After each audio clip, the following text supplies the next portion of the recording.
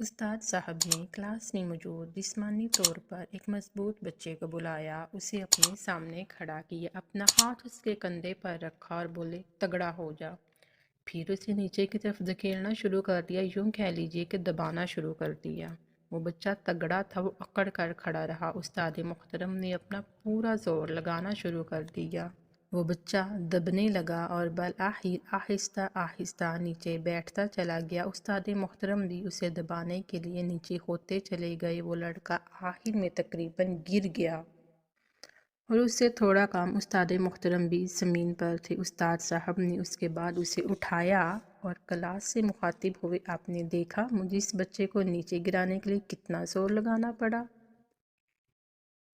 दूसरा ये जैसे जैसे नीचे की तरफ जा रहा था, मैं भी इसके साथ साथ नीचे जा रहा था, यहाँ तक कि हम दोनों ज़मीन की सतह तक पहुँच गए। वो उसके बाद रुके, लंबी सांस ली और बोले, याद रखिए, हम जब भी ज़िंदगी में किसी शख्स को नीचे दबाने की कोशिश करते हैं तो सिर्फ़ हमारा खरीफ ही नीचे नहीं जाता, हम भी उसके साथ ज़मीन की सतह तक आ जाते हैं, मतलब इंसानियत से गिर जाते हैं। जबकि इसके बरअक्स, हम जब किसी शख्स को नीचे से उठाते हैं तो सिर्फ वो शख्स ऊपर नहीं आता, हम भी ऊपर उठते चले जाते हैं, हमारा दर्जा, हमारा मकाम भी बुलंद हो जाता है।